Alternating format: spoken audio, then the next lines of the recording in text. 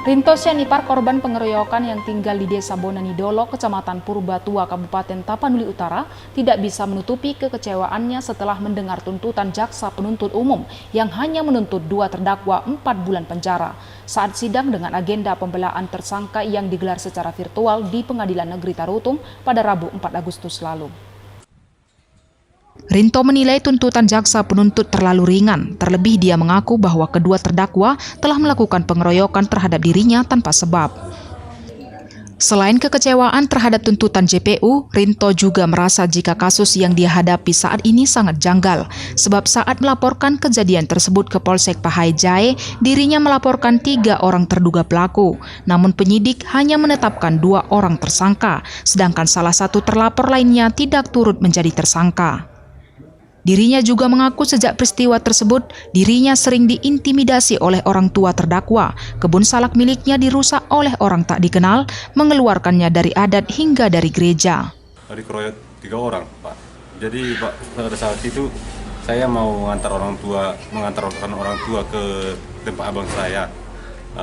Setelah saya antar orang tua saya, di situ saya balik lagi ke arah ke Purbatua.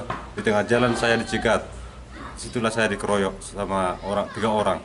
Yang satunya itu namanya Patrick Sitompul, David Sitompul, sama Christian Sitompul. Alamatnya sama, satu desa sama kami. Desa apa? Sama saya, desa Bonani Dolo. Ya. Setelah kejadian saya melapor ke Polsek Pahai-Jae. Habis itu saya disarankan untuk visum dulu. Saya langsung setelah selesai visum, saya pergi ke Polsek Pahai-Jae. Di situ saya melaporkan kejadian yang terjadi pada saya. Masa cuma 2 orang yang ditahan, yang bernama Christian Sitompul nggak ditahan. David Sitompul, Patrick Sitompul, sama Christian Sitompul. Kalau menurut tanggapan saya, kurang setimpal sama apa yang saya alami. Karena orang itu mengeroyok saya tanpa bersalah. Saya nggak melakukan kesalahan sama sekali. Tiba-tiba orang itu mengeroyok saya. Jadi saya ini kayak tertekan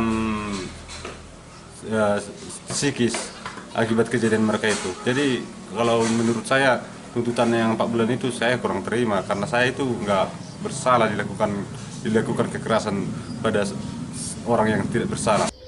Menanggapi kekecewaan korban, jaksa penuntut umum Chandra Daulat Nasution menyebut berdasarkan fakta persidangan, tersangka masuk dalam kategori penganiayaan biasa dan tidak mengakibatkan cacat permanen.